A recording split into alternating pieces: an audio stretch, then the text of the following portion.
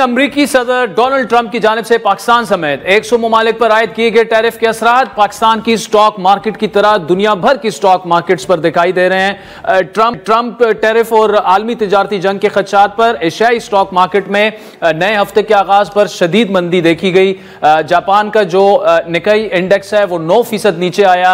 Hong Kong के जो है वो 8% उसमें गिरावट हुई। जनूबी कोरिया में शदीद मंदी के खदशात पर ट्रेडिंग आर्जी तौर पर रोक दी गई है, जबकि ऑस्ट्रेलियन स्टॉक मार्केट में 160 अरब डॉलर्स का खसारा हुआ, जहां ट्रेडिंग शुरू होने के 15 मिनट में बेंचमार्क जो है S&P वो 6% नीचे आई। सऊदी स्टॉक मार्केट 500 अरब रियाल का अभी तक नुकसान हो चुका है, जबकि कतर, कुवैत, मस्कत और बहरीन की स्टॉक मार्केटें जो हैं उसमें भी तेजी से गिरावट देखने में नजर आ रही है। सऊदी मीडिया के मुताबिक खलीजी स्टॉक मार्केटों में मई 2020 के बाद से सबसे बड़ी कमी रिकॉर्ड की गई है। पाकिस्तान स्टॉक एक्सचेंज में SE 100 इंडेक्स जो है वो 3800 पॉइंट्स या तकरीबन 3.5% की कमी से 1,14,000 पॉइंट्स की सतह पर आ चुका है। ट्रेडिंग के दौरान एक मौके पर पाकिस्तान स्टॉक मार्केट में 8,000 से ज्यादा पॉइंट्स की कमी भी रिकॉर्ड की गई थी। अमरीकी टैरिफ में इजाफे और तेल की कीमतों में कमी के अरब ममालिक पर भी मईशतों पर असरात पड़ना शुरू हो चुके हैं। सदर ट्रंप के ऐलान करदा टैरिफ के बाद डिजिटल करेंसी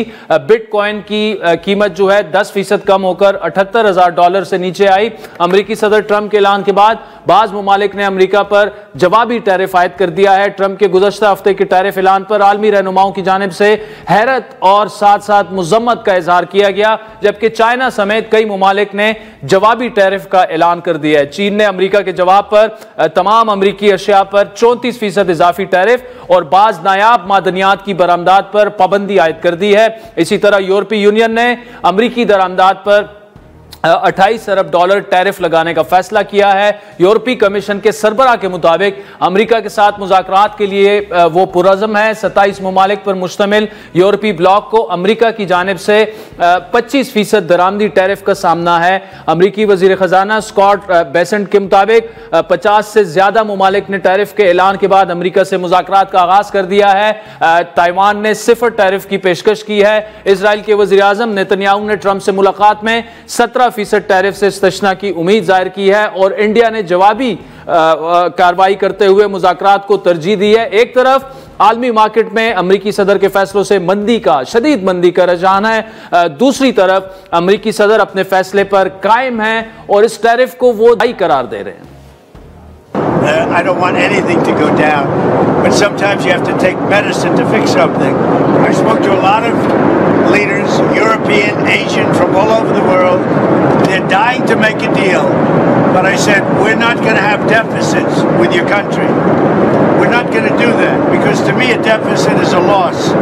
ये टैरिफ इक़दाम जो है वो जंग की तरह अमेरिका की मईशत में एक हलचल पैदा कर चुका है। एक नई बहस छिड़ चुकी है कि आया कलील मुद्दती इक्तिसादी दबाव जो है वो तवील मुद्दती फायदे पैदा करेगा, या दुनिया की जो मईशत है, जिस तरह से स्टॉक एक्सचेंजेस जो हैं क्रम्बल हो रही हैं, करेंसियों की कीमतें जो हैं वो गिर रही हैं, क्या ये एक और रिसेशन की तरफ तो दुनिया नहीं चली जाएगी। लेकिन मामला ये है कि अमरीकी सदर के जो फैसले हैं उसकी मुज़म्मत जो उनके साबिक़ा इत्तेहादी आप उन्हें कह लें यूरोप मालिक जो हैं वो शदीद मुज़म्मत कर रहे हैं। इंडिया में जो है उसमें हलचल पैदा हो चुकी है। इसी तरह बाकी जो ममालिक हैं जिनमें मिड ईस्ट के ममालिक शामिल हैं, GCC कंट्रीज़, अगर आप सऊदी की बड़ी मजबूत मईशत है, लेकिन 500 अरब रियाल जो है उन्हें अभी तक नुकसान पहुँच चुका है।